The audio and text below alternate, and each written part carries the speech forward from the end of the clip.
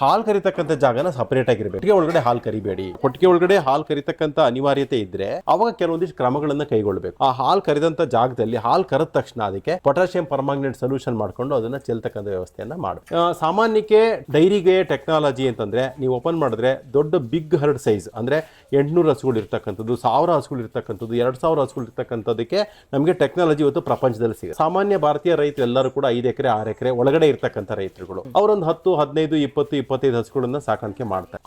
ನಮಗೆ ಟೆಕ್ನಾಲಜಿ ಇವತ್ತಿನ ದಿವಸ ನಮ್ಮ ಭಾರತದಲ್ಲಿ ಇರಲಿಲ್ಲ. ಅಂತ ರೈತರಿಗೆ ಟೆಕ್ನಾಲಜಿನ ಅಂದ್ರೆ ಹಾಲು ಕರೆಯೋ ಒಂದು ಯಂತ್ರನೂ ಕೂಡ ಇರಲಿಲ್ಲ.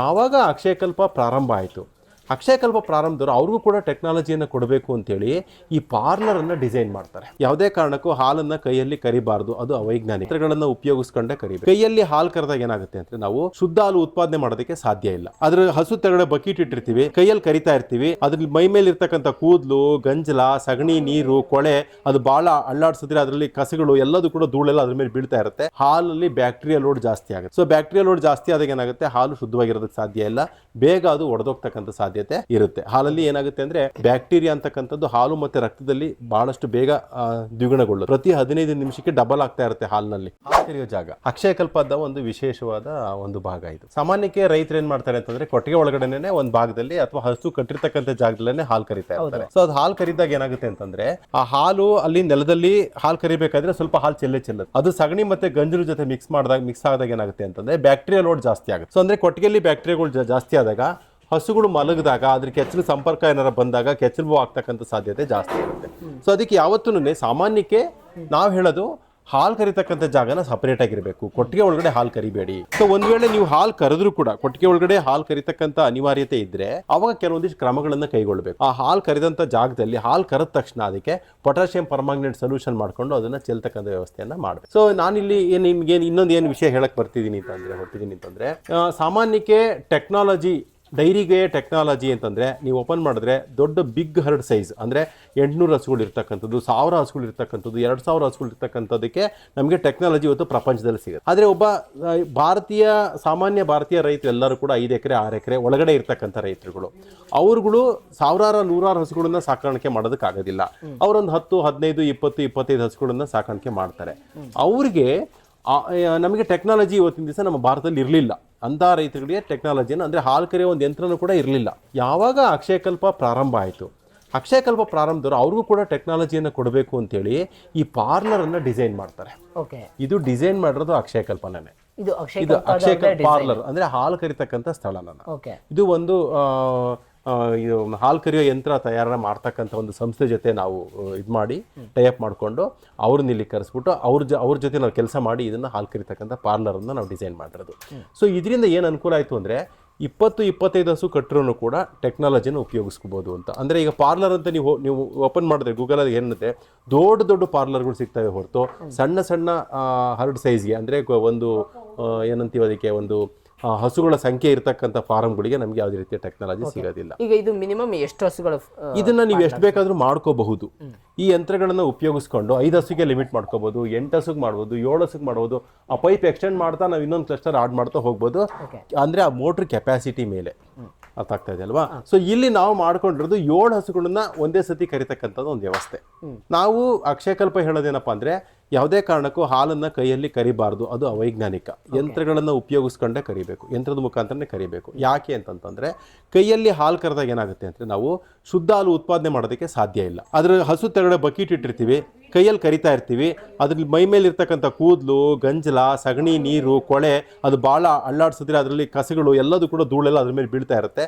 ಹಾಲಲ್ಲಿ ಬ್ಯಾಕ್ಟೀರಿಯಾ ಲೋಡ್ ಜಾಸ್ತಿ ಆಗುತ್ತೆ. ಸೊ ಬ್ಯಾಕ್ಟೀರಿಯಾ ಲೋಡ್ ಜಾಸ್ತಿ ಆದಾಗ ಏನಾಗುತ್ತೆ, ಹಾಲು ಶುದ್ಧವಾಗಿರೋದಕ್ಕೆ ಸಾಧ್ಯ ಇಲ್ಲ, ಬೇಗ ಅದು ಒಡೆದೋಗ್ತಕ್ಕಂಥ ಸಾಧ್ಯತೆ ಇರುತ್ತೆ. ಹಾಲಲ್ಲಿ ಏನಾಗುತ್ತೆ ಅಂದರೆ ಬ್ಯಾಕ್ಟೀರಿಯಾ ಅಂತಕ್ಕಂಥದ್ದು ಹಾಲು ಮತ್ತು ರಕ್ತದಲ್ಲಿ ಬಹಳಷ್ಟು ಬೇಗ ದ್ವಿಗುಣಗೊಳ್ಳುತ್ತೆ.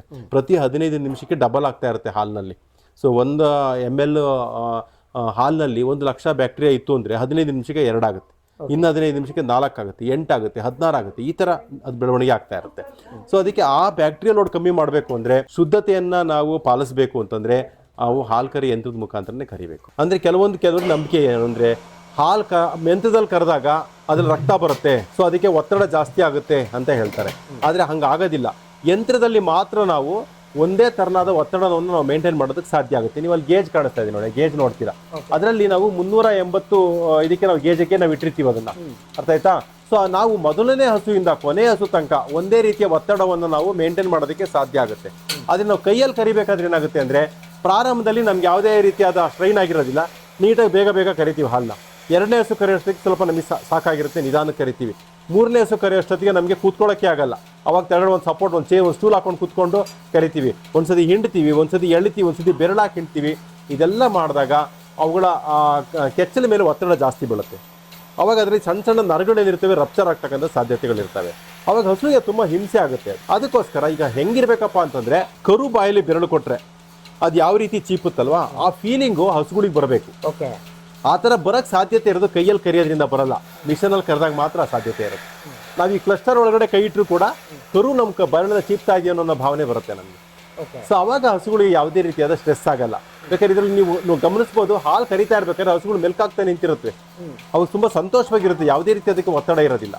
ಸೊ ಅದಕ್ಕೆ ಯಂತ್ರದಲ್ಲಿ ಹಾಲು ಕರಿಯೋದು ವೈಜ್ಞಾನಿಕ, ಕೈನಲ್ಲಿ ಕರಿಬಾರ್ದು. ಇನ್ನೊಂದು, ಹಾಲು ಕರಿಯೋದಕ್ಕೆ ಮುಂಚೆ ಕೆಲವೊಂದಿಷ್ಟು ಕ್ರಮಗಳನ್ನ ಕೈಗೊಳ್ಳಬೇಕು ಅಂತ ನಾವು ರೈತರಿಗೆ ತರಬೇತಿ ಕೊಡ್ತೀವಿ. ಒಂದೇನಪ್ಪ ಅಂತಂದ್ರೆ, ಕೆಚ್ಚಲುಗಳ ತೊಟ್ಟುಗಳನ್ನು ಮಾತ್ರ ತೊಳಿಬೇಕು, ಇಡೀ ಕೆಚ್ಚಲನ್ನ ತೊಳಿಬಾರ್ದು. ಯಾಕೆ ಸರ್ ಅದು? ಯಾಕೆ ಅಂದ್ರೆ, ನೀವು ಇಡೀ ಕೆಚ್ಚಲನ್ನ ತೊಳೆದಾಗ ಏನಾಗುತ್ತೆ, ಆ ತೊಳೆದಂತ ನೀರು ಆ ಕೂದಲು ಸಂದಿಯಿಂದ ಹರಿತಾ ಇರುತ್ತೆ, ಅದು ಗಲೀಜನ್ನೆಲ್ಲ ತಗೊಂಡು ಬರ್ತಾ ಇರುತ್ತೆ. ನಾವು ಕ್ಲಸ್ಟರ್ ಹಾಕಿರ್ತೀವಲ್ವ, ಯಂತ್ರ ಜೋಡಿಸಿರ್ತೀವಲ್ವಾ, ಅದ್ರ ಒಳಗಡೆ ಆ ಕೊಳೆ ನೀರು ಇಳಿತಕ್ಕಂಥ ಸಾಧ್ಯತೆ ಇರುತ್ತೆ. ಅದು ಇಳಿದಾಗ ಹಾಲು ಕೂಡ ನಮಗೆ ಕಂಟಾಮಿನೇಷನ್ ಆಗುತ್ತೆ. ಜೊತೆಗೆ ಆ ಬ್ಯಾಕ್ಟೀರಿಯಾ ಏನಾದರೂ ಕೆಚ್ಚಲೊಳಗಡೆ ಎಂಟರ್ ಆದರೆ ಅದಕ್ಕೆ ಕೆಚ್ಚುವಾಗ್ತಕ್ಕಂಥ ಸಾಧ್ಯತೆ ಇರುತ್ತೆ. ಸೊ ಅದಕ್ಕೆ ಇಡೀ ಕೆಚ್ಚಲನ್ನ ತೊಳಿಬಾರ್ದು. ಸ್ನಾನ ಮಾಡಿಸೋದು ಯಾವುದೇ ಕಾರಣಕ್ಕೂ ಹಾಲು ಕರಿಬಾರ್ದು. ಸ್ನಾನ ಮಾಡಿಸಿ, ಯಾಕೆಂದ್ರೆ ಇಡೀ ದೇಹದ ನೀರೆಲ್ಲ ಅಲ್ಲಿ ಕೆಚ್ಚಲಿಗೆ ಇಳಿತಾ ಇರುತ್ತೆ. ಬಹುಶಃ ನೀವು ಗಮನಿಸಿರ್ಬೇಕು, ಬಕೆಟ್ ಇಟ್ಕೊಂಡು ಕೈಯಲ್ಲಿ ಕರಿಬೇಕಾದ್ರೆ ಇಲ್ಲಿಂದ ಒಂದೊಂದೇ ಡ್ರಾಪ್ ಕೆಳಗಡೆ ಗಲೀಜ್ ನೀರು ಬೀಳ್ತಾ ಇರ್ತದೆ. ಎಲ್ಲಿ ಹೋಗ್ತಾ ಇರುತ್ತೆ? ಹಾಲಿನೊಳಗಡೆನೆ ಬೀಳ್ತಾ ಇರುತ್ತೆ. ಸೊ ಅದೆಲ್ಲದೂ ಕೂಡ ಹಾಲಿನೊಳಗಡೆ ಮಿಕ್ಸ್ ಆಗ್ತಕ್ಕಂಥ ಸಾಧ್ಯತೆ ಇರುತ್ತೆ. ಯಾಕೆಂದ್ರೆ ನಾವು ಗ್ರಾಹಕರಿಗೆ ನ್ಯಾಯ ಒದಗಿಸ್ಕೊಡ್ಬೇಕು, ಅವರಿಗೆ ಬ್ಯಾಕ್ಟೀರಿಯಾ ಮುಕ್ತ ಹಾಲನ್ನು ನಾವು ಕೊಡಬೇಕು ಅಲ್ವಾ. ಶುದ್ಧವಾದ ಹಾಲನ್ನು ಕೊಡಬೇಕು ಅಂತಂದ್ರೆ ಆ ಗಲೀಜು ಯಾವುದೇ ಕಾರಣಕ್ಕೂ ಬೆರೆತಿರಬಾರ್ದು. ಸೊ ಅದಕ್ಕೋಸ್ಕರ ಯಂತ್ರದಲ್ಲಿ ಕರಿಬೇಕು. ಎರಡು ಅನುಕೂಲ, ಒಂದು ಒಳ್ಳೆ ಹಾಲಿನ ಉತ್ಪಾದನೆಯೂ ಆಗುತ್ತೆ, ಹಸುಗಳ ಆರೋಗ್ಯನೂ ಚೆನ್ನಾಗಿರುತ್ತೆ. ಅದಕ್ಕೋಸ್ಕರ ಯಂತ್ರದಲ್ಲಿ ಹಾಲನ್ನ ಕರಿತಕ್ಕಂಥ ಅಭ್ಯಾಸವನ್ನು ಮಾಡ್ಕೋಬೇಕು. ಸೊ ತೊಟ್ಟುಗಳನ್ನು ಮಾತ್ರ ತೊಳೆದು ಅದಕ್ಕೆ ಒಂದು ವಿಡಿಪ್ ಅಂತ ಒಂದು ಸೊಲ್ಯೂಷನ್ ಇದೆ. ಎಲ್ಲಪ್ಪ ವಿಡಿಪ್ ಅದು? ಇದರಲ್ಲಿ ಗ್ಲಿಸರಿನ್ ಮತ್ತೆ ಲ್ಯಾಕ್ಟಿಕ್ ಆಸಿಡ್ ಇರುತ್ತೆ. ಗ್ಲಿಸರಿನ್ ಏನ್ ಮಾಡುತ್ತೆ ಅಂತಂದ್ರೆ, ಅದನ್ನ ಸ್ಮೂತನ್ ಮಾಡುತ್ತೆ, ಚರ್ಮವನ್ನ ಮೃದುಗೊಳಿಸುತ್ತೆ. ಆ ಮಿಷನ್ ಹಾಕ್ಬೇಕಾದ್ರೆ ಅದಕ್ಕೆ ಯಾವುದೇ ರೀತಿಯಾದ ಪೈನ್ ನೋವಾಗೋದಿಲ್ಲ ಅದಕ್ಕೆ. ಮತ್ತೆ ಲ್ಯಾಕ್ಟಿಕ್ ಆಸಿಡ್ ಏನ್ ಮಾಡುತ್ತೆ ಅಂದ್ರೆ, ಏನಾದ್ರೂ ಬ್ಯಾಕ್ಟೀರಿಯಾ ಉಳ್ಕೊಂಡಿದ್ರೆ ಅದನ್ನ ಅದು ಏನ್ ಮಾಡುತ್ತೆ, ಸಾಯಿಸುತ್ತೆ. ಇದನ್ನ ಮಾಡೋದಕ್ಕೆ ಮುಂಚೆ ನಾವೇನ್ ಮಾಡ್ತೀವಿ, ತೊಟ್ಟುಗಳನ್ನ ತೊಳೆದಾಗ ಕೈಯಿಂದ ಒಂದ್ ಸ್ವಲ್ಪ ನೆಲಕ್ಕೆ ಕರಿತೀವಿ ಹಾಲನ್ನ. ಯಾಕೆ ಅಂದ್ರೆ, ನೆನ್ನೆ ಅಥವಾ ಬೆಳಿಗ್ಗೆ ಕರೆದಿರ್ತೀವಲ್ವಾ, ಆ ಕರೆದಾಗ ಅದ್ರ ತುದಿನಲ್ಲಿ ಒಂದು ಸ್ವಲ್ಪ ಹಾಲು ಸಂಗ್ರಹಣೆ ಆಗಿರುತ್ತೆ, ಅದರಲ್ಲಿ ಬ್ಯಾಕ್ಟೀರಿಯಲ್ ಲೋಡ್ ಜಾಸ್ತಿ ಇರುತ್ತೆ, ಅದನ್ನ ಆಚೆ ತೆಗೆದಾಕ್ಬಿಡ್ಬೇಕು ನಾವು. ಇನ್ನೂ ಒಂದೇನಪ್ಪ ಅಂದರೆ, ಹಂಗೆ ಕರೆದಾಗ ನಮಗೆ ಹಾಲು ಗುಣಮಟ್ಟ ಹೇಗಿದೆ ಅಂತ ಗೊತ್ತಾಗುತ್ತೆ. ಮೊಸರಾಗಿದೆಯೋ, ಗಟ್ಟಿ ಗಟ್ಟಿ ಬರ್ತಾ ಇದೆಯೋ, ಅಥವಾ ಕೀವು ಏನಾರು ಬರ್ತಾ ಇದೆಯೋ, ಅದ್ರ ರಕ್ತ ಬರ್ತಾ ಇದೆಯೋ, ಏನಾರು ಒಳಗಡೆ ಇನ್ಫೆಕ್ಷನ್ ಆಗಿದೆಯೋ, ಆಮೇಲೆ ಮುಟ್ಟಿದಾಗ ಬಿಸಿ ಇದ್ದರೆ ಮೋಸ್ಟ್ಲಿ ಬಾವಾಗಿದೆ, ಇದೆಲ್ಲದೂ ಕೂಡ ನಮಗೆ ಅನುಭವಕ್ಕೆ ಬರುತ್ತೆ. ಸೊ ಆವಾಗ ನಾವೇನು ಮಾಡ್ತೀವಪ್ಪ ಅಂತಂದರೆ, ಆ ಥರದ್ದು ಏನಾರು ಆಗಿದ್ರೆ ಹಸುನ ಸಪ್ರೇಟ್ ಮಾಡಿ ಅದನ್ನು ಕೊನೆ ಕರಿಯೋದಕ್ಕೆ ಇಟ್ಕೋತೀವಿ. ಯಾಕೆಂದ್ರೆ ಅದನ್ನು ಕರೆದ್ಬಿಟ್ಟು ಅದೇ ಮಿಷನ್ನ ಬೇರೆ ಹಸುಗೆ ನಾವು ತೊಡಸೋದಕ್ಕಾಗೋದಿಲ್ಲ. ಸೊ ಅದಕ್ಕೆ ಬೇರೆ ಬಕೆಟ್ ಮಿಲ್ಕರ್ ಇರುತ್ತೆ, ಆ ಬಕೆಟ್ ಮಿಲ್ಕರಿಂದ ಹಾಲು ಕರೆದ್ಬಿಟ್ಟು ಅದನ್ನು ಮತ್ತೆ ನೀಟಾಗೆಲ್ಲ ಶುದ್ಧವಾಗಿ ತೊಳೆದಿಟ್ಬಿಟ್ಟು ಆಮೇಲೆ ಬೇರೆ ಹಸುನ ನಾವು ಕರಿಯೋದಕ್ಕೆ ಪ್ರಾರಂಭ ಮಾಡ್ತೀವಿ. ಸೊ ಅದಕ್ಕೆ ಇದನ್ನು ಅದ್ದೋದು ತುಂಬ ಮುಖ್ಯ. ಆದಮೇಲೆ ಮಿಷನ್ ಜೋಡಿಸ್ತೀವಿ. ಆಮೇಲೆ ಅದ್ರ ಮುಂಚೆ ಒರೆಸೋದಕ್ಕೆ ಟವಲ್ಗಳಿರುತ್ತೆ. ಪ್ರತಿಯೊಂದು ಹಸುವು ಕೂಡ ಪ್ರತ್ಯೇಕವಾದ ಟವಲ್ ಇರುತ್ತೆ. ಪ್ರತಿಯೊಂದು ಹಸುಗೂ ಒಂದೇ ಟವಲ್ನಲ್ಲಿ ಎಲ್ಲ ಹಸುಗಳನ್ನ ತೊಟ್ಟುಗಳನ್ನು ಕೂಡ ಒರೆಸಬಾರ್ದು. ಜೊತೆಗೆ ಎಲ್ಲ ತೊಟ್ಟುಗಳನ್ನು ಒಂದೇ ಭಾಗದಿಂದ ಒರೆಸಬಾರ್ದು. ಈ 4 ಮೂಲೆಯಿಂದಲೂ ಕೂಡ 4 ತೊಟ್ಟುಗಳನ್ನ ಒರೆಸಬೇಕು. ಯಾಕೆಂದ್ರೆ ಈ ತೊಟ್ಟಿನಲ್ಲಿ ಈ ಮೂಲೆಯಲ್ಲಿ ಒಂದು ತೊಟ್ಟನ್ನು ಒರೆಸಿರ್ತೀನಿ ನಾನು, ಅದಕ್ಕೇನೋ ಇನ್ಫೆಕ್ಷನ್ ಆಗಿರುತ್ತೆ, ಇದೇ ಮೂಲೆಯಿಂದ ಇನ್ನೊಂದು ತೊಟ್ಟನ್ನು ಮುಟ್ಟಿದಾಗ ಬ್ಯಾಕ್ಟೀರಿಯಾ ಅದಕ್ಕೆ ಎಂಟರ್ ಆಗುತ್ತೆ. ಸೊ ನಾವೇ ಅದನ್ನು ಹರಡ್ದಂಗೆ ಆಗುತ್ತೆ. ಸೊ ಅದಕ್ಕೋಸ್ಕರ ಪ್ರತಿಯೊಂದು ಹಸುಗೂ ಪ್ರತ್ಯೇಕವಾದ ಟವಲ್ಲು, ಪ್ರತಿಯೊಂದು ತೊಟ್ಟಿಗೂ ಪ್ರತ್ಯೇಕವಾದ ಮೂಲೆ, ಇದನ್ನ ಅನುಸರಿಸಬೇಕು. ಇದನ್ನ ಖಂಡಿತ ಇದು ಕಷ್ಟ ಆಗೋದಿಲ್ಲ. ಪ್ರಾಕ್ಟೀಸ್ ಆಗ್ಬಿಟ್ರೆ ಬಹಳ ಸುಲಭವಾಗಿ ಇದನ್ನ ಮಾಡ್ಕೊಂಡು ಹೋಗ್ತಾರೆ ರೈತರು. ಆಯ್ತಾ, ಇದನ್ನ ಅನುಸರಿಸಬೇಕು. ನಂತರ ಆದ್ಮೇಲೆ ನಾವು ಮಿಷನ್ನ ಜೋಡಿಸ್ತೀವಿ. ಮಿಷನ್ನ ತೆಗೆದ್ಮೇಲೆ ಏನ್ ಮಾಡ್ತೀವಿ ಅಂತಂದ್ರೆ, ಇನ್ನೂ ಸ್ವಲ್ಪ ಕೆಲವೊಂದಿಷ್ಟು ಹಾಲು ಉಳಿದಿರುತ್ತೆ. ಎಲ್ಲ ಕೆಲವೊಂದಿಷ್ಟು ಹಸುಗಳಲ್ಲಿ ಪೂರ್ಣ ಪ್ರಮಾಣದಲ್ಲಿ ಹಾಲು ಬಂದ್ಬಿಟ್ಟಿರುತ್ತೆ, ಬಟ್ ಕೆಲವು ಹಸುಗಳಲ್ಲಿ ಹಾಲು ಬರೋದಿಲ್ಲ. ಅದು ಹಾಗೆ ಇರುತ್ತೆ. ಒಂದು ಸ್ವಲ್ಪ ಮಟ್ಟಿಗೆ ಒಂದು 50 ml, 20 ml, 30 ml ಇಷ್ಟು ಹಾಲು ಇರುತ್ತೆ. ಅದನ್ನ ಕೈಯಿಂದ ಪೂರ್ತಿ ತೆಗೆದ್ಬಿಡ್ಬೇಕು. ತೆಗೆದ ನಂತರ ಮತ್ತೆ ಇದನ್ನ ಪೋಸ್ಟ್ ಡಿಪ್ ಅಂತ ಕರಿತೀವಿ. ಇದನ್ನ ಅದ್ದಬೇಕು, ಮತ್ತೆ ಇನ್ನೊಂದ್ಸತಿ ಅದ್ದಬೇಕು. ಇದು ಅದ್ದೋದ್ರಿಂದ ಏನಾಗುತ್ತೆ ಅಂದ್ರೆ, ಇದು ಮಸ್ಕಿಟೋ ರಿಪೆಲೆಂಟ್ ಆಗಿ ಕೂಡ ವರ್ಕ್ ಆಗುತ್ತೆ. ಅಂದ್ರೆ ಸೊಳ್ಳೆಗಳನ್ನ ನಿರೋಧಕವಾಗಿ ಕೂಡ ಇದನ್ನ ವರ್ಕ್ ಆಗುತ್ತೆ. ಆಮೇಲೆ ಇನ್ನೊಂದು ಏನಾಗುತ್ತೆ ಅಂತಂದ್ರೆ ಹಸು ಹಾಲು ಕರೆದ ಮೇಲೆ ಏನಾಗುತ್ತೆ ಅಂತಂದ್ರೆ ತೊಟ್ಟಿರುತ್ತಲ್ವಾ, ಮೊಲೆಯ ತೊಟ್ಟು 30ರಿಂದ 45 ನಿಮಿಷ ಓಪನ್ ಆಗಿರುತ್ತೆ. ಅದೇನಾದ್ರೂ ಹಸುಗೆ ಸಾಕಾಗಿರುತ್ತೆ ಹಾಲು ಕರೆದ, ಯಾಕೆಂದ್ರೆ ಹಾಲಿನಲ್ಲಿ ಮ್ಯಾಕ್ಸಿಮಮ್ ಕ್ಯಾಲ್ಸಿಯಂ ಹೊರಗಿರುತ್ತೆ. ಅದು ಏನ್ ಮಾಡ್ತಾರೆ, ರಕ್ತದಲ್ಲಿರ್ತಕ್ಕಂಥ ಕ್ಯಾಲ್ಸಿಯಂ ಹೋದಾಗ ಅದು ಆ ಮೂಳೆಗಳಿಂದ ಡ್ರಾ ಮಾಡ್ಕೋಬೇಕು ಅದನ್ನ ಬ್ಯಾಲೆನ್ಸ್ ಮಾಡೋದಕ್ಕೆ. ಅವಾಗ ಮೂಳೆಗಳು ವೀಕ್ ಆಗಿರ್ತವೆ, ಮಲ್ಕೊಂಡ್ರೆ ಸಾಕು ಅಂತ ಅನ್ನಿಸ್ತಾ ಇರುತ್ತೆ. ಅಥವಾ ನೀರು ಬೇಕು, ಅದಕ್ಕೆ ನೀರು ಕುಡಿಯೋದಕ್ಕೆ ನೀರು ಬೇಕು. ಅದಕ್ಕೆ ಏನು ಮಾಡುತ್ತೆ ಅಂತಂದ್ರೆ ಹಸು ಹೋಗ್ಬಿಟ್ಟು ಕೊಟ್ಟಿಗೆನೆಲ್ಲ ಮಲಗ್ಬಿಡುತ್ತೆ. ಅದಕ್ಕೆ ನೀರಿಲ್ಲ ಕುಡಿಯೋದಕ್ಕೆ, ಅದಕ್ಕೆ ತಿನ್ನೋದಕ್ಕೆ ಆಹಾರ ಅಲ್ಲಿಲ್ಲ ಅಂದ್ರೆ ಹೋಗಿ ಮಲಗ್ಬಿಡುತ್ತೆ. ಆ ಹಸು ಯಾವಾಗ ಮಲಗುತ್ತೆ, ಆ ತೊಟ್ಟೇನಾದ್ರೂ ಕೂಡ ಸಂಪರ್ಕಕ್ಕೆ ಬಂದ್ರೆ, ಮಣ್ಣಿನ ಸಂಪರ್ಕಕ್ಕೋ ಸಗಣಿ ಸಂಪರ್ಕಕ್ಕೋ ಬಂದ್ರೆ ಆ ಕಣ್ಣು ಓಪನ್ ಇರುತ್ತೆ ನೋಡಿ, ಬ್ಯಾಕ್ಟೀರಿಯಾ ಒಳಗಡೆ ಎಂಟರ್ ಆಗೋಂಥ ಸಾಧ್ಯತೆ ಇರುತ್ತೆ. ಸೊ ಅದು ಹಸು ಆರೋಗ್ಯಕ್ಕೆ ಅದು ಮತ್ತೆ ಬೆಳಗ್ಗೆ ಅಷ್ಟೊತ್ತಿಗೆ ನಿಮಗೆ ಕೆಚ್ಚಲು ಬಾಬ್ ಆಗ್ಬಿಡುತ್ತೆ. ಓಕೆ, ರೈತನಿಗೆ ಕೆಚ್ಚಲು ಬಾಬ್ ಒಂದು ದೊಡ್ಡ ಮಾರಕ. ಅದು ಕೆಚ್ಚಲು ಬಾಬ್ ಆಯ್ತು ಅಂತಂತಂದ್ರೆ ಒಂದು ಟ್ರೀಟ್ಮೆಂಟ್ಗೆ 5ರಿಂದ 6 ಸಾವಿರ ರೂಪಾಯಿ ಖರ್ಚು ಮಾಡ್ತಾನೆ. ಹಾಲು ಕೂಡ ಅವಾಗ ಅವನಿಗೆ ನಷ್ಟ ಆಗುತ್ತೆ. ಕೆಲವು ಬಾರಿ ಕೆಚ್ಚಲೇ ಹೊಟ್ಟೋಗುತ್ತೆ. ಹೌದು, ಸೀದೋಗ್ಬಿಡುತ್ತೆ ಕೆಚ್ಚಲಲ್ಲಿ ಹಾಲು ಬರೋದ್ರಲ್ಲಿ. ಕೆಚ್ಚಲು ಬಾವು ಬಂದು ಜ್ವರ ಬಂದು ಆಕಳ ಸತ್ತೋಗಿರ್ತಕ್ಕಂಥ ಉದಾಹರಣೆಗಳು ಇದೆ. ಅದಕ್ಕೋಸ್ಕರ ಅದು ತುಂಬಾ ಎಚ್ಚರಿಕೆ. ಇದೆಲ್ಲ ನಾವೆಲ್ಲ ಮೇಂಟೆನೆನ್ಸ್ ಬರ್ತೀವಿ, ಎಲ್ಲ ನಿರ್ವಹಣೆ ಒಳಗಡೆ ಬರುತ್ತೆ. ಆ ನಿರ್ವಹಣೆಯನ್ನು ಸರಿಯಾಗಿ ಮಾಡಿದ್ರೆ ಮಾತ್ರ ಯಶಸ್ವಿ ಆಗೋದಕ್ಕೆ ಸಾಧ್ಯ. ಸೊ ಇದಿಷ್ಟು ನಿರ್ವಹಣೆಯನ್ನ ಮಾಡಬೇಕು. ಅದು ಹಾಲು ಕರೆದ ತಕ್ಷಣ ಅದಕ್ಕೆ ನೀರು ಮತ್ತೆ ಆಹಾರ ಗೊಂತನಲ್ಲಿ ಇರೋ ತರ ನಾವು ನೋಡ್ಕೊಂಡಿರ್ಬೇಕು. ಈಗ ಖಾಲಿ ಇರಬಾರ್ದು. ಹೌದು, ಹಸು ಮಲಗಬಾರ್ದು. ಅರ್ಧ ಗಂಟೆ ಒಂದು 3/4 ಗಂಟೆ ಹಸು ಯಾವುದೇ ಕಾರಣಕ್ಕೂ ಮಲಗಬಾರ್ದು. ಅದು ಹುಲ್ಲು ತಿನ್ಬೇಕು, ಇಲ್ಲಾಂದ್ರೆ ನೀರು ಕುಡಿಬೇಕು. ಆಮೇಲೆ ಅದೇನಾಗುತ್ತೆ ಅಂದ್ರೆ ಈ ದ್ರಾವಣ ಅದಿರ್ತೀವಲ್ವಾ, ಅದು ಆ ಟೀಟ್ ಒಳಗಡೆ ಕೆಳಗಡೆ ಡಿಪಾಸಿಟ್ ಆಗಿ ಬರ್ತಕ್ಕಂಥ ಬ್ಯಾಕ್ಟೀರಿಯಾ ಒಳಗಡೆ ಎಂಟರ್ ಆಗೋದಕ್ಕೆ ಬಿಡೋಲ್ಲ, ಅಲ್ಲೇ ಸಾಯಿಸುತ್ತೆ ಇದು. ಸೊ ಅದಕ್ಕೋಸ್ಕರ ಇದು ತುಂಬಾ ಇಂಪಾರ್ಟೆಂಟ್ ಇದನ್ನು ಮಾಡೋದು. ಇಷ್ಟು ಕ್ರಮ ಕೈಗೊಂಡ್ರೆ ಕೆಚ್ಚಲು ಬಾವಿನಿಂದ ಅವನು ಮುಕ್ತಿ ಹೊಂದಬಹುದು. ಸೊ ಇದಿಷ್ಟು ಸಿಸ್ಟಮ್ನ ಮಾಡಬೇಕು, ಮಾಡಿದ್ರೆ ಮಾತ್ರ ಎಲ್ಲದೂ ಕೂಡ ಪರ್ಫೆಕ್ಟ್ ಆಗಿರುತ್ತೆ. ಈಗ ಇದು ಅಕ್ಷಯಕಲ್ಪದ ಮಾಡಲ್ ಫಾರ್ಮ್, ಇದು R&D ಯೂನಿಟ್ ಅಂತ ನಾವು ಹೇಳ್ತೀವಿ. ಇಲ್ಲೇನು ಆಗುತ್ತೆ ಅಂತಂದ್ರೆ ಹಾಲನ್ನ ಇಲ್ಲಿ ಬೇರೆ ಯಾವುದು ಹಾಲು ಬರೋದಿಲ್ಲ, ಹೊರಗಡೆಯಿಂದ ಯಾವುದು ಹಾಲು ಬರಲ್ಲ. ಬಟ್ ರೈತರ ಮಟ್ಟದಲ್ಲಿ ಏನಾಗುತ್ತೆ ಅಂದ್ರೆ 10ರಿಂದ 12 ಫಾರಮ್ಗೆ ಒಂದು BMC ಇರುತ್ತೆ. ಈ ಪಕ್ಕದ ರೂಮಲ್ಲಿ ಒಂದು BMC ಇದೆ, ಬಲ್ಕ್ ಮಿಲ್ಕ್ ಚಿಲ್ಲರ್ ಅಂತ ಹೇಳಿ. ಆ ಥರದ್ದೊಂದು BMC ಇರುತ್ತೆ. ಆ BMCಗೆ ಬೇರೆ ಬೇರೆ, ಒಬ್ಬ ರೈತರು 100 ಲೀಟರ್ ಹಾಲು ಉತ್ಪಾದನೆ ಮಾಡ್ತಾ ಇರ್ತಾರೆ, ಇನ್ನೊಬ್ರು 200 ಲೀಟರ್ ಉತ್ಪಾದನೆ ಮಾಡ್ತಾರೆ, ಕೆಲವರು ಬರೀ 50 ಲೀಟರ್ ಉತ್ಪಾದನೆ ಮಾಡ್ತಾ ಇರ್ತಾರೆ. ಸೊ ಈ ಥರ ಹಾಲನ್ನೆಲ್ಲ ಅಲ್ಲಿ ಕ್ರೋಢೀಕರಿಸ್ಬಿಟ್ಟು ಅದಕ್ಕೆ ಹಾಕಬೇಕು, ಚಿಲ್ ಮಾಡಬೇಕು, ಇಮಿಡಿಯೇಟ್ ಚಿಲ್ ಮಾಡಬೇಕು. ಯಾಕೆಂದರೆ ಎಷ್ಟು ಬೇಗ ಅದು 4 ಡಿಗ್ರಿ ಸೆಂಟಿಗ್ರೇಡ್ಗಿಂತ ಕೆಳಗಡೆ ಹೋಗುತ್ತೆ, ಆವಾಗ ಅದು ಅದರಲ್ಲಿ ಯಾವುದೇ ರೀತಿಯಾದ ಬ್ಯಾಕ್ಟೀರಿಯಾ ಬೆಳವಣಿಗೆ ಆಗೋದಿಲ್ಲ. ಸೊ ಅದನ್ನ 4 ಡಿಗ್ರಿ ಸೆಂಟಿಗ್ರೇಡ್ಗಿಂತ ಕೆಳಗಡೆ ನಾವು ತೊಗೊಂಡೋಗ್ಬಿಡ್ಬೇಕು. ಸೊ ಅದಕ್ಕೆ ನಾವು ಚಿಲ್ಲರ್ಗೆ ಹಾಕಬೇಕು. ನೀವು ಇದನ್ನ ತೊಗೊಂಡೋಗಿ ಎಷ್ಟೋ ಕಿಲೋಮೀಟರ್ ದೂರಕ್ಕೆ ನಾವು ತೊಗೊಂಡೋಗೋಷ್ಟೊತ್ತಿಗೆ ಬ್ಯಾಕ್ಟೀರಿಯಾ ಲೋಡ್ ಜಾಸ್ತಿ ಆಗ್ಬಿಡುತ್ತೆ. ಸೊ ಅದಕ್ಕೆ ಅದನ್ನು ಹಾಕಬೇಕದಕ್ಕೆ ಮುಂಚೆ ಕೆಲವೊಂದಿಷ್ಟು ಟೆಸ್ಟ್ಗಳು ಮಾಡಬೇಕು, ಯಾಕೆಂದ್ರೆ ಅದು ಗುಣಮಟ್ಟ ಕಾಪಾಡೋದಕ್ಕೋಸ್ಕರ. ಆಯ್ತಾ, ನಿಮ್ಮಲ್ಲಿ ಕರೆದಿರೋ ಹಾಲನ್ನ ಇಲ್ಲಿ ಟೆಸ್ಟ್ ಮಾಡ್ತೀವಿ, ಗೊತ್ತಾಯ್ತಾ? ಇಲ್ಲಿ ಸುಮಾರು 7 ಥರದ್ದು ಟೆಸ್ಟ್ ಮಾಡ್ತೀವಿ. ಒಂದು ಎಥನಾಲ್ ಸೆನ್ಸಿಟಿವಿಟಿ ಟೆಸ್ಟ್ ಅಂತ, ಈ ಥರದ್ದೊಂದು ಜಾರ್ನಲ್ಲಿ 5 ml ಹಾಲು ತೊಗೊತೀವಿ, 5 ml ಅಷ್ಟು ಎಥನಾಲ್ ತೊಗೊತೀವಿ. ಆಯ್ತಾ, ಅದು ನಮಗೆ 70% ಡೈಲ್ಯೂಟ್ ಆಗಿರುತ್ತೆ. ಆಯ್ತಾ, ಆ ಎಥನಾಲ್ನ 5 ml ಹಾಕೊಂಡು ಈ ಥರ ನಾವು ಶೇಕ್ ಮಾಡಿದಾಗ ಅದರಲ್ಲಿ ಯಾವುದೇ ರೀತಿಯಾದ ಒಡಿಬಾರ್ದು ಹಾಲು. ಸೊ ಒಡಿಲಿಲ್ಲ ಅಂತಂದ್ರೆ ಅದು ಚೆನ್ನಾಗಿದೆ ಹಾಲು ಅಂತ. ಒಡಿತು ಅಂತಂದ್ರೆ ಅದರ ಹೊಟ್ಟೆನಲ್ಲಿ pH ವ್ಯತ್ಯಾಸ ಆಗಿದೆ, ಅಥವಾ CIP ಸರಿಯಾಗಿ ಮಾಡಿಲ್ಲ, ಕ್ಯಾನ್ ಸರಿಯಾಗಿ ತೊಳೆದಿಲ್ಲ, ಬ್ಯಾಕ್ಟೀರಿಯಾ ಲೋಡ್ ಜಾಸ್ತಿ ಆಗಿದೆ ಅಂತ ಅರ್ಥ. ಅಂದ್ರೆ ಪ್ರೋಟೀನ್ ಡಿನೇಚರ್ ಆಗುತ್ತೆ, ಹಾಲಲ್ಲಿ ಇರ್ತಕ್ಕಂಥ ಪ್ರೋಟೀನ್ ಡಿನೇಚರ್ ಆಗುತ್ತೆ. ಸೊ ಇನ್ನೊಂದು ಏನಪ್ಪಾ ಅಂತಂದ್ರೆ ಹೀಟ್ ಸ್ಟೆಬಿಲಿಟಿ ಟೆಸ್ಟ್ ಅಂತ. ಒಂದು ಪಾತ್ರೆಯಲ್ಲಿ ಬಿಸಿನೀರು ಕಾಯಿಸ್ಕೊಂತೀವಿ 80ರಿಂದ 90 ಡಿಗ್ರಿ ಸೆಂಟಿಗ್ರೇಡ್. ಒಂದು ಟೆಸ್ಟ್ ಟ್ಯೂಬ್ ತಗೊಂತೀವಿ, ಈ ಟೆಸ್ಟ್ ಟ್ಯೂಬ್ ಒಳಗಡೆ ಒಂದು 10 ml ಹಾಲು ಹಾಕೊಂತೀವಿ. ಸೊ 0.6 ml ಅಷ್ಟು ಆ HCl ಇದಕ್ಕೆ ಹಾಕೊಂತೀವಿ. ಶೇಕ್ ಮಾಡ್ಬಿಟ್ಟು ಇದನ್ನು ಹೋಲ್ಡ್ರಿಗೆ ಇಟ್ಬಿಟ್ಟು ಇದನ್ನ ಬಿಸಿನೀರ್ ಒಳಗಡೆ ಇಡ್ತೀವಿ. ಇದನ್ನ ಬಿಸಿನೀರ್ ಒಳಗಡೆ ಇಟ್ಟಾಗ ಏನಾಗುತ್ತೆ, ಇಲ್ಲೇನಾಗುತ್ತೆ ಅಂದ್ರೆ ಎಥನಾಲ್ ಹಾಕಿದಾಗ ಅದ್ರದ್ದು pH ಜಾಸ್ತಿ ಆಗುತ್ತೆ, ಅವಾಗಲೂ ಕೂಡ ಹೊಡಿಬಾರ್ದು ಹಾಲು. ಆಸಿಡ್ ಹಾಕಿದಾಗ pH ಕಮ್ಮಿ ಆಗುತ್ತೆ, ಅವಾಗಲೂ ಕೂಡ ಹಾಲು ಹೊಡಿಬಾರ್ದು. ಸೊ ಇದನ್ನ 5 ನಿಮಿಷ ಬಿಟ್ಟು ಹಾಲಿನ ನೀರಿನಿಂದ ತೆಗೆದ್ಬಿಟ್ಟು ಇದನ್ನ ಚೆಲ್ಲಿದ್ರೆ ಯಾವುದೇ ಕಾರಣಕ್ಕೂ ಅದರಲ್ಲಿ ದಿಂಡಾಗ್ಲಿ ಮೊಸರಾಗ್ಲಿ ಆಗಿರಬಾರ್ದು, ಕಂಪ್ಲೀಟ್ ಆಗಿ ಹೊಡಿಬಾರ್ದು ಹಾಲು, ಅವಾಗ ಅದು ಒಳ್ಳೆ ಹಾಲು ಅಂತ. ಇನ್ನೊಂದು COB ಅಂತೀವಿ, ಹಾಲನ್ನ ಡೈರೆಕ್ಟ್ ಆಗಿ ಕಾಯಿಸಿ ನೋಡ್ತೀವಿ, ಮುಕ್ಕಬೇಕದು. ಯಾವುದೇ ಕಾರಣಕ್ಕೂ ತೆಳಗಡೆ ಕಟ್ಕೊಳ್ಳೋದು, ಒಡೆದೋಗೋದು, ಮೊಸರಾಗೋದು ಆಗಬಾರ್ದು. ಕ್ಲಾಟ್ ಆನ್ ಬಾಯ್ಲಿಂಗ್ ಅಂತ, ಬಾಯ್ಲ್ ಮಾಡಿದಾಗ ಅದು ಕ್ಲಾಟ್ ಆಗಬಾರ್ದು ಅಂತ. ಸೊ ಈ ಥರದ್ದು ಟೆಸ್ಟ್. ಇನ್ನೊಂದು ಆಂಟಿಬಯೋಟಿಕ್ ಟೆಸ್ಟ್ ಏನಪ್ಪಾ ಅಂತಂದ್ರೆ ಅದು ಒಂದು ಸ್ಟ್ರಿಪ್ ಇರುತ್ತೆ, ಅದರಲ್ಲಿ 3 ಥರದ ಆಂಟಿಬಯೋಟಿಕ್ನ ನಾವು ಚೆಕ್ ಮಾಡ್ಬೋದು. ಹಾಲನ್ನ ಒಂದು 0.2 ml ಹಾಲು ತಗೊಂಡು ಅದಕ್ಕೆ ಆಂಟಿಜೆನ್ ಅಂತ ಒಂದು ಅದು ಕಿಟ್ ಜೊತೆನೆ ಬಂದಿರುತ್ತೆ, ಅದರೊಳಗಡೆ ಹಾಲು ಹಾಕ್ಬಿಟ್ಟು ಆ ಸ್ಟ್ರಿಪ್ನ, ಅದನ್ನೇ ಥರ್ಮೋಕೋಲ್ ಇರ್ತಕ್ಕಂಥ ಸ್ಟ್ರಿಪ್ನ ಇಟ್ಟಾಗ ಏನಾಗುತ್ತೆ, ಅದು ಹಾಲನ್ನ ಅಬ್ಸರ್ವ್ ಮಾಡುತ್ತೆ.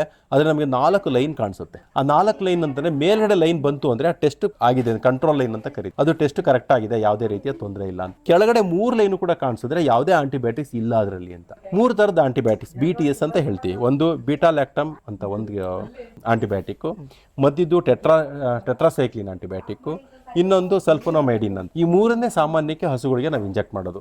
ಸೊ ಆ 3 ಯಾವ್ದಾರ ಹಸುಗಳು ಇಂಜೆಕ್ಟ್ ಮಾಡಿದರೆ ಆ ಹಾಲನ್ನು ಕರೆದು ನಾವಿಲ್ಲಿ ಉಪಯೋಗಿಸಿದ್ರೆ ಆ ಹಾಲಿನಲ್ಲಿ ಆ ಅಂಶ ಗೊತ್ತಾಗುತ್ತೆ. ಬಟ್ ಅದು ಆಂಟಿಬಯೋಟಿಕ್ ಮಾಡಿರೋಂಥ ಹಸುಗಳದ್ದು ಹಾಲು ಒಳ್ಳೇದಲ್ಲ.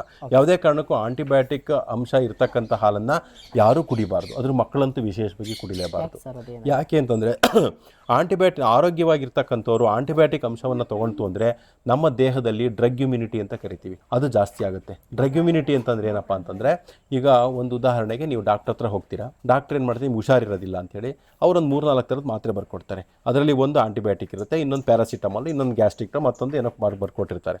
ಸೊ ಅದರಲ್ಲಿ ಆಂಟಿಬಯೋಟಿಕ್ ಏನು ಹೇಳಿರ್ತಾರೆ ಅಂದರೆ, ನೋಡಪ್ಪ 5 ದಿವಸ ತಗೋ ಇದನ್ನು, ಬೆಳಗ್ಗೆ ಸಾಯಂಕಾಲ ತಗೋ ಅಂತ ಹೇಳಿರ್ತಾರೆ. ನಾವೇನು ಮಾಡ್ತೀವಿ, ಸಾಮಾನ್ಯಕ್ಕೆ ಜನ ಮೆಡಿಕಲ್ ಶಾಪಿಗೆ ಬಂದು ಅರ್ಧ ತೊಗೊತೀವಿ ಮಾತ್ರೆನ, ಒಂದು 5 ಮಾತ್ರೆ ಕೊಡು ಅಂತ ಕರಿತೀವಿ. 5 ಮಾತ್ರೆ ತೊಗೊಂಡ್ಬಿಡ್ತೀವಿ. ಆಮೇಲೆ ಮನೆಗೆ ಬಂದು 2 ನುಂಗ್ತಿದ್ದಂಗೆ ಜ್ವರ ಬಿಟ್ಬಿಡುತ್ತೆ, ಸುಮ್ಮನಾಗ್ಬಿಡ್ತೀವಿ, ತೊಗೊಳ್ಳೋದಿಲ್ಲ. ಅವಾಗ ಏನಾಗಿರುತ್ತೆ ಅಂದರೆ, ನಮ್ಮ ದೇಹದಲ್ಲಿರ್ತಕ್ಕಂಥ ಮೈಕ್ರೋಬ್ಸ್ ಇದೆಯಲ್ಲ, ಅದು ಜ್ವರ ಬರೋಕ್ಕೆ ಕಾರಣ ಇದೆಯಲ್ಲ, ಅದು ಸುಪ್ತಾವಸ್ಥೆಗೆ ಹೋಗುತ್ತೆ ಅಷ್ಟೇ. ನೆಕ್ಸ್ಟ್ ಎದ್ದ ಮೇಲೆ ಆ ಆಂಟಿಬಯೋಟಿಕ್ನ ತಿಂದುಬಿಟ್ಟು ಜೀವಿಸ್ಕೊಳ್ತಕ್ಕಂಥ ಶಕ್ತಿ ಪಡ್ಕೊಂಡ್ಬಿಡುತ್ತೆ. ಅದನ್ನೇ ಡ್ರಗ್ ಇಮ್ಯುನಿಟಿ ಅನ್ನೋದು. ಓಕೆ. ನೆಕ್ಸ್ಟ್ ಟೈಮ್ ನಿಮಗೆ ಜ್ವರ ಬಂದಾಗ ಅದೇ ಆಂಟಿಬಯೋಟಿಕ್ ಕೊಟ್ಟರೆ ಕೆಲಸ ಮಾಡಲ್ಲ. ಅವಾಗ ನೀವು ಬೇರೆ ಆಂಟಿಬಯೋಟಿಕ್ ತಗೋಬೇಕಾಗುತ್ತೆ. ಯಾಕೆ ಅಂದರೆ ಅದಕ್ಕೆ ಆ ವೈರಸ್ಗೆ ನಿಮಗೆ ಇದು ಬಂದ್ಬಿಟ್ಟು ಇಮ್ಯುನಿಟಿ ಬಂದ್ಬಿಟ್ಟು. ಸೊ ಹೀಗಾಗಿ ಏನಾಗುತ್ತೆ ಅಂತಂದರೆ, ಈಗ ಆಲ್ರೆಡಿ ನನಗೆ ಗೊತ್ತಿರೋ ಪ್ರಕಾರ ಕೆಲವರು ಹೇಳ್ತಾರೆ 60-70% ಅಷ್ಟು ಆಂಟಿಬಯೋಟಿಕ್ಸು ನಮ್ಮ ದೇಶದಲ್ಲಿ ಕೆಲಸ ಮಾಡ್ತಾ ಇಲ್ಲ ಇವಾಗ, ಕಂಪ್ಲೀಟ್ ಆಗಿ ಮಾಡ್ತಾ ಇಲ್ಲ. ಸೊ ಇನ್ನೊಂದು 30-40% ಆಂಟಿಬಯೋಟಿಕ್ಸ್ ಕೆಲಸ ಮಾಡ್ತಾ ಇವೆ. ಅವು ಕೆಲಸ ಮಾಡ್ದಂಗೆ ಆಯಿತು ಅಂತಂದರೆ ನಾಳೆ ದಿವಸ ಒಂದು ನೆಗಡಿ, ಕೆಮ್ಮು, ಜ್ವರ ಬಂದರೆ ಮನುಷ್ಯ ಸತ್ತೋಗ್ತಾರೆ. ಸೊ ಹಂಗಾಗಿರೋದ್ರಿಂದ ಈಗ ಕರೋನಾದಲ್ಲಿ ತುಂಬ ಜನ ಸತ್ತೋದ್ರು, ಎಲ್ಲ ಕೂಡ ಡ್ರಗ್ ಇಮ್ಯುನಿಟಿಯಿಂದಲೇ. ಆ ತಡ್ಕೊಳ್ಳೋ ರೆಸಿಸ್ಟೆನ್ಸೇ ಇಲ್ಲ. ಅವು ಆ ಮಾತ್ರೆಗಳಿಗೆ ಅದನ್ನು ಆ ವೈರಸ್ನ ಸಾಯಿಸತಕ್ಕಂಥ ಶಕ್ತಿ ಇಲ್ಲ. ಅವುಗಳಿಗೆ ಇಮ್ಯುನಿಟಿ ಬಂದ್ಬಿಟ್ಟಿದೆ. ನಮಗಲ್ಲ. ಡ್ರಗ್ ಇಮ್ಯುನಿಟಿ ಅಂದರೆ ಆ ಮೈಕ್ರೋಬ್ಸ್ಗೆ ಇಮ್ಯುನಿಟಿ ಬರೋದು ಅಂತ. ಸೊ ಅದಕ್ಕೆ ಆರೋಗ್ಯವಾಗಿರೋದು ಯಾವುದೇ ಕಾರಣಕ್ಕೂ ಆಂಟಿಬಯೋಟಿಕ್ಸ್ ಯುಕ್ತ ಯಾವುದೇ ಅಂಶ, ಹಾಲಾಗಿರ್ಬೋದು, ಮಾಂಸ ಆಗಿರ್ಬೋದು, ಯಾವುದೇ ಕಾರಣಕ್ಕೂ ತಿನ್ನಬಾರ್ದು. ಅಂದರೆ ರೈತರಿಂದ ತಗೊಳೋದು ಇಲ್ಲ, ತಗೊಳ್ಳೋದು ಇಲ್ಲ, ಕಳ್ಸೋದಿಲ್ಲ, ನಾವು ಗ್ರಾಹಕರಿಗೆ ಕೊಡೋದೇ ಇಲ್ಲ. ಅದನ್ನು ಅಲ್ಲೇ BMC ಲೆವೆಲಲ್ಲೇ ರಿಜೆಕ್ಟ್ ಮಾಡಿ ಅವ್ರಿಗೆ ಫೋನ್ ಮಾಡಿ ತೊಗೊಂಡೋಗಪ್ಪ, ನಿನ್ನ ಹಾಲಲ್ಲಿ ಆಂಟಿಬಯೋಟಿಕ್ ಇದೆ, ನಾವು ಉಪಯೋಗಿಸಲ್ಲ ಅಂತ ಹೇಳಿ. ಓಕೆ. ಅಂದರೆ ರೈತರಿಂದ ಹಾಲು ತಗೋಬೇಕಾದ್ರೆ ಟೆಸ್ಟಿಂಗ್ ಆಗೋದು. ಫಾರಮ್ ಲೆವೆಲಲ್ಲೇ ಟೆಸ್ಟಿಂಗ್ ಆಗುತ್ತೆ. ಇಡೀ ಭಾರತದಲ್ಲಿ ಫಾರಮ್ ಲೆವೆಲಲ್ಲಿ ಈ ಮಟ್ಟದ ಟೆಸ್ಟ್ ಮಾಡ್ತಾ ಇರೋದು ಏಕೈಕ ಅಕ್ಷಯಕಲ್ಪ. ನೋಡಿದ್ರಲ್ಲ, ಒಂದು ಹಾಲು ಕರಿಬೇಕಾದ್ರೆ ಎಷ್ಟೆಲ್ಲ ಮುನ್ನೆಚ್ಚರಿಕೆಗಳನ್ನ ತಗೊಂತಾರೆ ಅಂತಂದು ಅಕ್ಷಯಕಲ್ಪದಲ್ಲಿ. ನಾನು ಇದ್ರ ಬಗ್ಗೆ ಸಂಪೂರ್ಣವಾಗಿ ತಿಳ್ಕೊಬೇಕನ್ನೋದಿತ್ತು. ಸರ್ ನಮಗೆ ಅದ್ರ ಬಗ್ಗೆ ಎಲ್ಲ ಸಂಪೂರ್ಣವಾಗಿ ತಿಳಿಸ್ಕೊಟ್ರು. ಬನ್ನಿ ಆ ಕಡೆ ಹೋಗೋಣ.